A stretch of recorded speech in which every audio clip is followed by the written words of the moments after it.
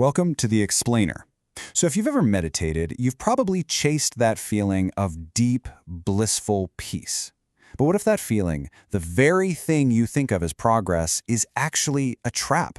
Today we're going to dig into something called the meditator's plateau and look at a really fascinating model of the mind that can help you break right through it.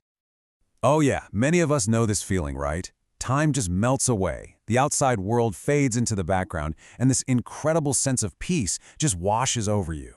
You feel like you've finally arrived. You think, this is it. I've made it.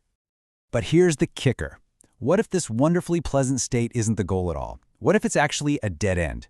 A really comfortable plateau that feels amazing but is secretly stopping you from gaining any deeper insight?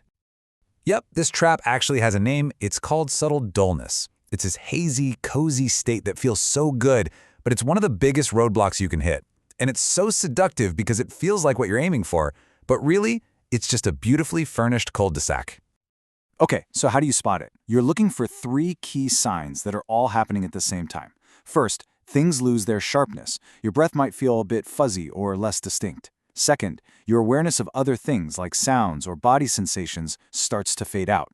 And third, and this is crucial, it's all wrapped up in this really pleasant, cozy feeling.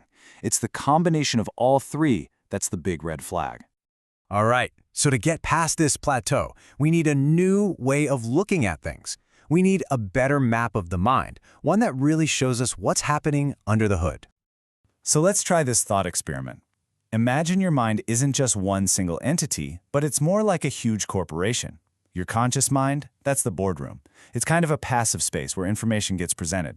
But the real action, the actual work, is happening down on the factory floor. That's your unconscious, a vast and incredibly busy workforce. And this workforce isn't just one big team. No, it's made up of tons of independent little subminds. Think of them as specialists. You've got a submind for analyzing sound, another for digging up memories, one in charge of emotions. You get the idea. And they're all working at once, often shouting over each other and competing for attention. That boardroom, your consciousness, is basically just the chaotic meeting room where they all try to get on the same page. So, with this chaotic team running around in your head, what do? Well, you can't fire them, right? And fighting with them is just exhausting. The real path forward is to become a better manager. It's all about training that team to work together toward one single, unified goal. And what's that goal? It's something called exclusive attention. This is where it gets really interesting. We're talking about a state of focus so total, so complete, that distractions don't even have a chance to pop up. They're not just pushed aside, they never even get in the door. So how do we get there? Well, there's this incredible technique where you learn to experience the whole body breathing. You start small, focusing just on the sensations of the breath in, say, one hand. Then, you slowly, gradually expand your scope to your whole arm, then your torso, always trying to keep that same crystal clear focus. The genius here is that you're using up all your mental bandwidth. There's literally nothing left for those distracting subminds to grab onto. And when you do this, something amazing happens. The mind just settles. It becomes pacified. Those subminds that are always chattering away, the ones planning dinner or replaying a conversation, they realize there's no microphone for them. So they quiet down. And that constant internal monologue, it just fades away. This whole process, this training to get your inner team on the same page, well, it leads to a massive breakthrough. A state known as the unification of mind. You're literally going from being a divided house to a cohesive, unified whole. This is that magic moment. It's when all those different parts of you stop pulling in different directions. They stop fighting. Instead, they all kind of agree. They form this huge consensus to just focus on one thing. And suddenly, paying attention isn't hard anymore. It becomes completely effortless. Think of it like this. Normally, a lot of our minds are in a state of high conflict, right? One part wants to meditate, but another part is worrying about a deadline. And another is wondering about lunch. With unification, you move to a state of high consensus.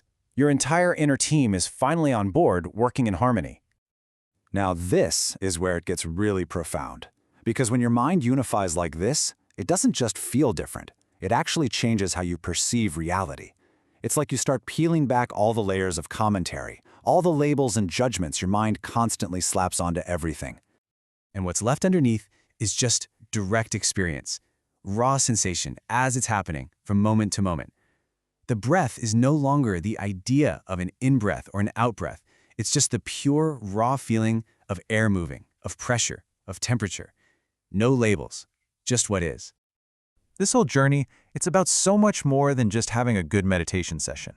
It leads to the biggest reveal of all, a totally new and radical understanding of your self. It turns out there's a very specific submind. We can call it the narrating mind that has one incredibly important job. It's the storyteller.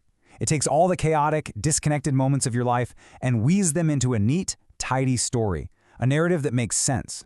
And who's the main character of that story? Well, I am, the I that we feel ourselves to be. And this I is the narrating mind's greatest creation. It's a construct, a really useful one, for sure.